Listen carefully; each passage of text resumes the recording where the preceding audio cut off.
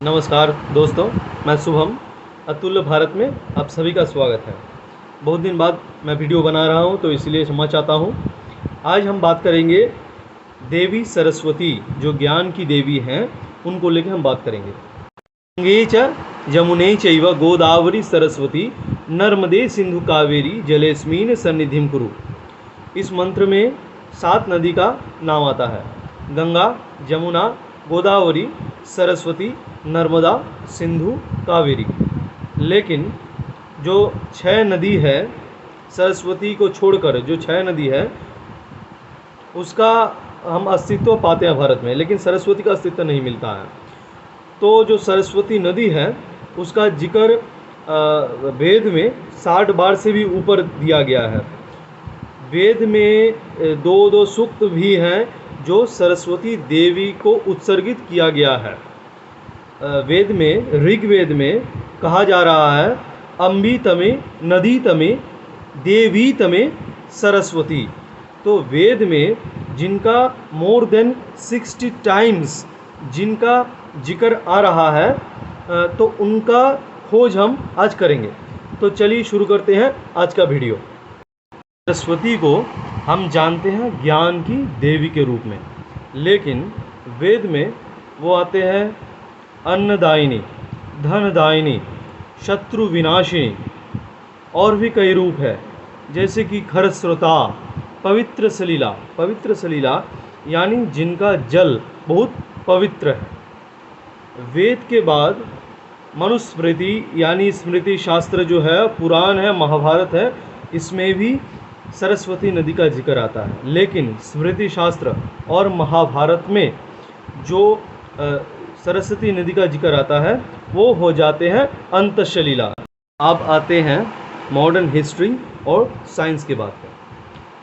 सन 1880 में mark एवरेल stand ने पहली बार के लिए ये बताए थे कि पंजाब में जो घग्गड़ नदी है, उसके पूर्व प्रांत में सुरसुटी नाम का जो नदी है, सुरसुटी या सुरसुती, इस नाम का जो नदी है, ये सरस्वती नाम का अपभ्रंश है और वही वैदिक सरस्वती नदी है। 1897 में H.D. ग्रिसओल्ड नाम के जो भारत विशेषज्ञ थे, वो अपना किताब the religion of the Rigveda में बताए हैं कि पंजाब का डोलावीरा के करीब जो नदी गुजरती थी सरस्वती नाम की, उस नदी के किनारे आर्य जाति सबसे ज़्यादा समय से वसती किया था, और ऋग्वेद का पहले हिस्सा का जितना भी मंत्र है, वो उसका जन्म सरस्वती नदी के किनारे ही हुआ था। ASI यानी आर्कियोलॉजिकल सर्वे ऑफ इंडिया अपना रिसर्च में बताया है कि 5000 साल पहले डोलावीरा के पास सिंधु नदी के पास करीब एक दूसरा नदी था, जिसका नाम सरस्वती, जो वेद में जिसका उल्लेख है सरस्वती, वो हो सकता है। और इसके बाद IIT खड़गपुर के अनिंद्य सरकार बोल के एक जन अध्यापक हैं, वो और उनके 13 साथियों मिलके एक रिसर्च किए हैं recently Dholavira civilization and Saraswati civilization के ऊपर। तो उनका जो मानना है, 5000 साल पहले हिमालय से उत्पन्न होकर एक नदी सिंधु नदी के किनारे से ही रण ऑफ कच्छ जो गुजरात में है, वहाँ तक जाके अरब सागर में गिरी थी। आर्कियोलॉजिकल सर्वे ऑफ इंडिया का हिस्टोरिकल रिसर्च डिपार्टमेंट का महानिर्देशक पद्मश्री माइकल डनीनो, जो एक फरासी हैं, वो अपना जो किताब है द लॉस्ट रिवर, उसमें सरस्वती नदी का जो अस्तित्व था और अभी उसका सरस्वती नदी का क्या हाल है, उसके बारे में पूरा डिटेल्स में अपना किताब में बताए हैं। अलावा डॉक्टर एस कल्याण रमन अपना किताब द सरस्वती रिवर, इस किताब में सरस्वती नदी के संबंध में और भी डिटेल्स में बहुत कुछ लिखे हैं।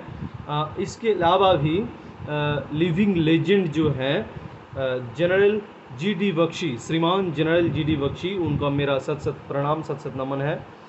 तो वो अपना जो किताब है द सरस्वती सिविलाइजेशन। इस किताब में सरस्वती नदी के बारे में, प्राचीन सरस्वती नदी और अभी उसका अस्तित्व क्या है, और वैदिक सिविलाइजेशन के बारे में सब कुछ डिटेल्स में बताया है।